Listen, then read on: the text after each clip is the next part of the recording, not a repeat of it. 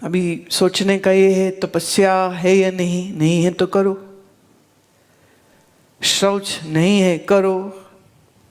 शौच से मुझे हमेशा याद आ जाती है, वो एक निर्मले संत थे, लगे कथा करने, सामने एक औरत आके बैठी, गंदे कपड़े, बड़े जोर से डांटा, कहते चल जा, तू नहीं बैठ सकती यहाँ पे, जा घर जा, कपड़े धो, साफ पहन। जिसे कपड़े के धब्बे नहीं दिखाई देते, उसको मन के दाग कहां से दिखाई देंगे।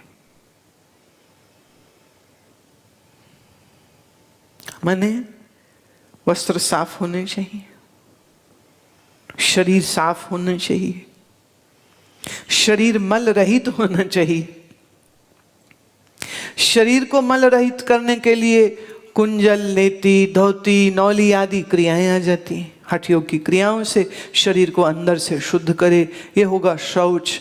मन को शुद्ध रखे। मन को शुद्ध रखने का अर्थ किसी के लिए बुरा न सोचे, न बुरा कहे, किसी के गिर जाने पर हंसे नहीं, और किसी के जीवन में संकट आ जाए तो उसका मजाक ना उड़ाए कि देखा अब लगा पता। ये भावना दुर्भावना है। किसी का अमंगल सोचना, करना नहीं, सोचना, ये नियमों का भंग कर देना होगा। So never ever bring any evil thought in your mind, neither for yourself not for anybody. जैसे होता है ना, वो कईयों को आदत होती, जरा जरा सी बात पे गुस्सा खा जाए तो कहते मैं इससे तो मैं मर ही जाऊं तो अच्छा है, इससे तो मैं मर ही जाऊं तो अच्छा है। ये बड़ा अमंगलकारी वचन है। या क्रोध आया तो ये मर जाए, दूसरा कोई है वो मर जाए, ऐसा सोचना, ये भी बड़ा अमंगलकारी।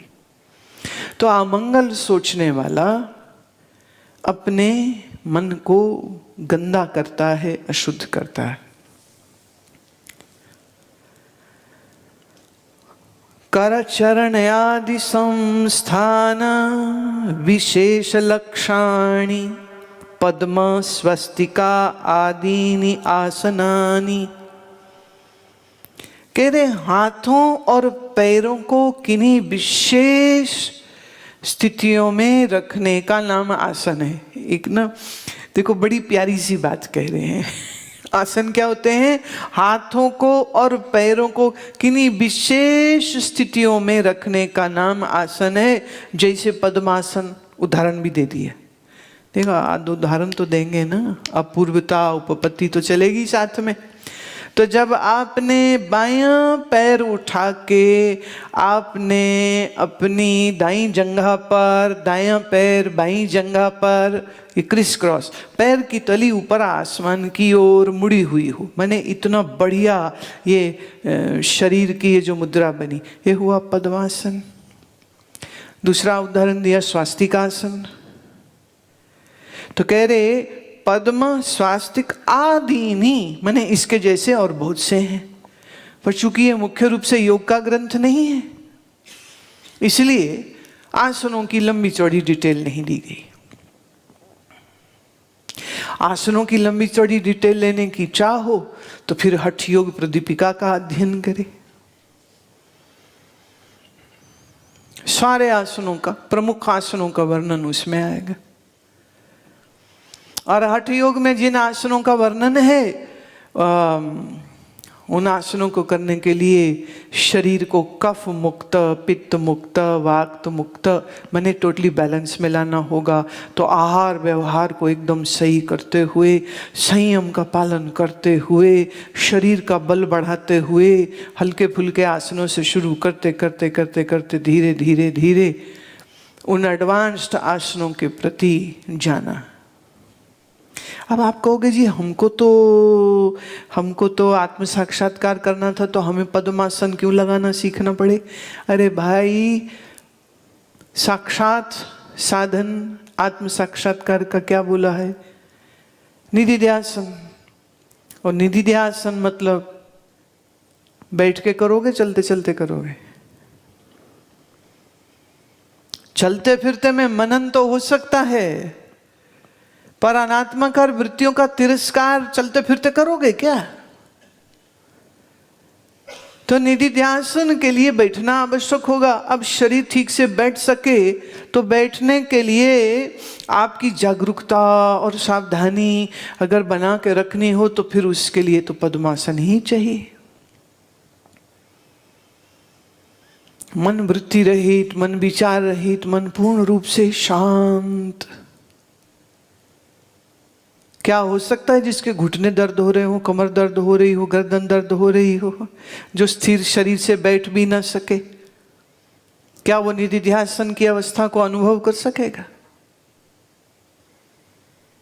तो आसन इसलिए नहीं है कि हम शरीर को आड़ा टेढ़ा घुमा सकें। शरीर को आसन हम इसलिए कराते हैं ताकि ये शरीर निधिध्यासन के लायक हो सके।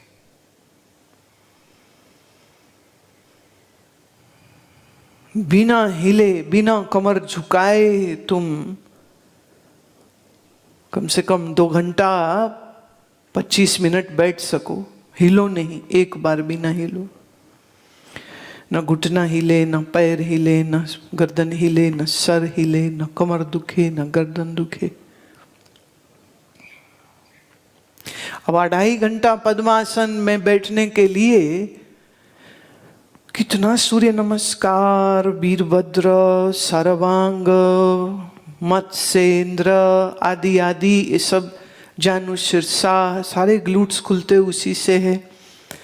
और बहुत सा पद्मासन तक जाने के लिए पश्चिम उत्तानासन, एक हमारे स्वामी जी हैं वो कहते हैं पश्चिम उत्तानासन लगा के हम तो सो जाते हैं। मैं बाप, लोगों से अंगूठे नहीं पकड़े जाते, सर नहीं लगता, छाती नहीं लगती टांगों के साथ, और वो रख के पूरा शरीर यूं, मैंने पूरा torso is on the legs and he can sleep that comfortable in the आसन, पश्चिम उत्तान।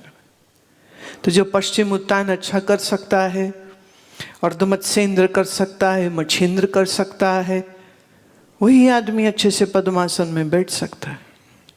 अब आप देखो, तुम कहोगे ना जी हाँ, आज तो बहुत लोगों के मन में ये दुर्भावना रही ना जी हम आसन की क्या जरूरत, हमें आसनों की क्या जरूरत। देखो वेदांत सार का ग्रंथ कह रहा है निधिध्यासन तक पहुंचने के लिए यम नियम आसन प्राणायाम की आवश्यकता है।